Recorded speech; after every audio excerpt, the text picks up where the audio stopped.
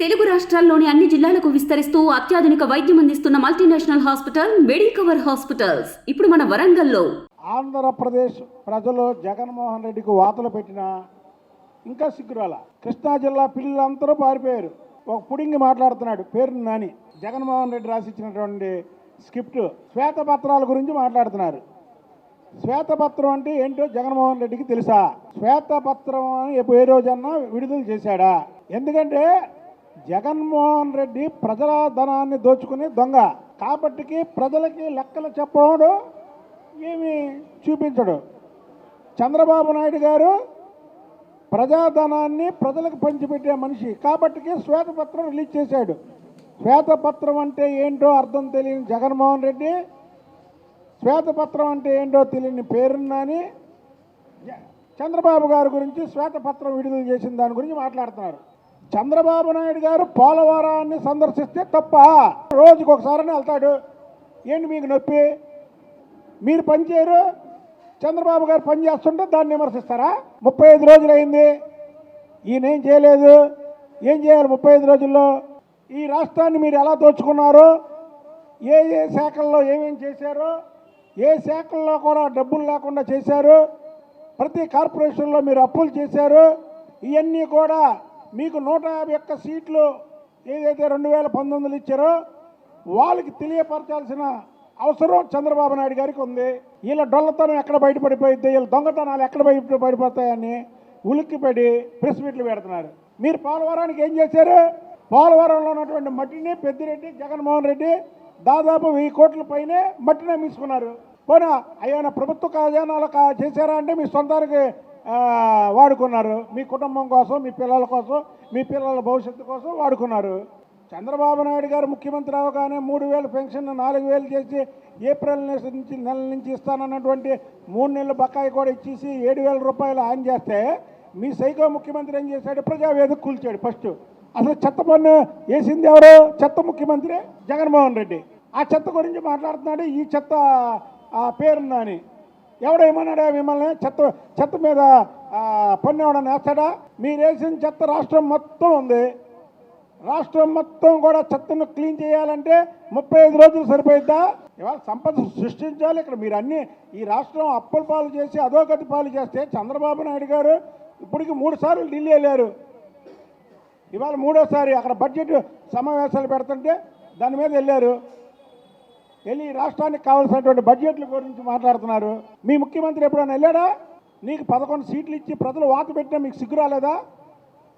సిగ్గు సరం లేదా? మీకు ప్రతిపక్ష హోదా కూడా ఇవ్వలేదే.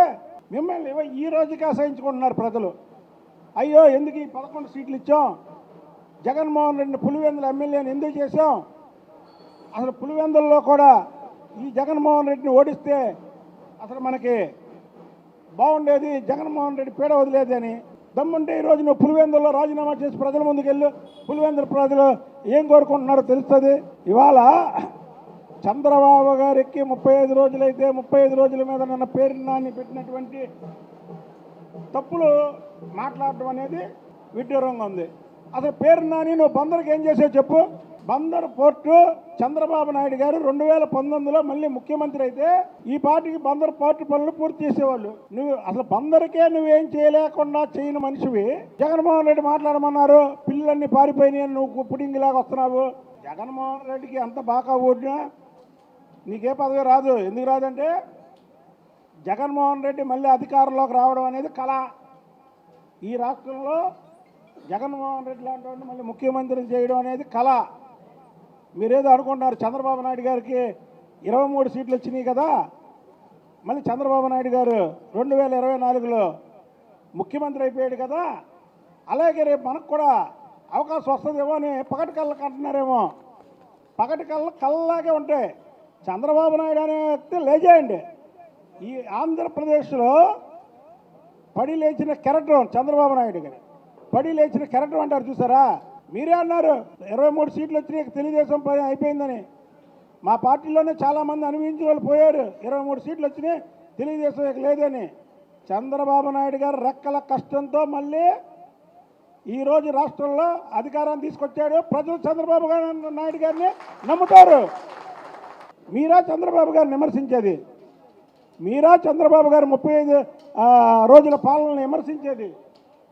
మీరా ఈ రాష్ట్రాన్ని అప్పుల పాలు చేసినటువంటి వాళ్ళు చంద్రబాబు గారిని విమర్శించేది? మీరా చంద్రబాబు గారు వయసు గురించి మాట్లాడేది?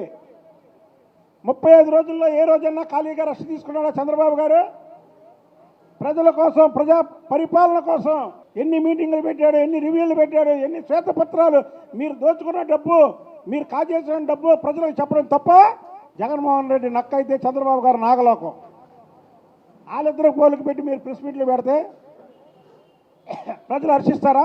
ఈ గాలి మాటలు, గాలి కబుర్లు ఇక మానేయండి. మీరు మీ ప్రెస్ మీట్లు పెట్టినా మీరు ఎవరిని చూడరు. ఇవాళ రాష్ట్ర ప్రజలు హాయిగా సుఖశాంతులతో హాయిగా ఉన్నారు. చంద్రబాబు నాయుడు గారికి బ్రహ్మరథం పడుతున్నారు, పవన్ కళ్యాణ్ గారికి బ్రహ్మరథం పడుతున్నారు, లోకేష్ బాబు గారికి బ్రహ్మరథం పడుతున్నారు. వీళ్ళ ముగ్గురు నాయకత్వంలో ఈ రాష్ట్రంలో ఎంతో పరుగులు తీస్తుంది, పరుగులు పెడతారు. మీరు చూడండి, ఈ 2024 నుంచి 2029కి ఈ రాష్ట్ర రూపురేఖలే మారుతాయి. తప్పుడు మాటలు మాట్లాడి మీరు ఒకటని రెండు అనిపించుకోకండి. మరిన్ని వీడియోస్ కోసం ఛానల్ ని సబ్స్క్రైబ్ చేయండి. లేటెస్ట్ అప్డేట్స్ కోసం వాట్సాప్ ఛానల్ ని ఫాలో చేయండి. అండ్ లింక్ డిస్క్రిప్షన్ లో ఉంది.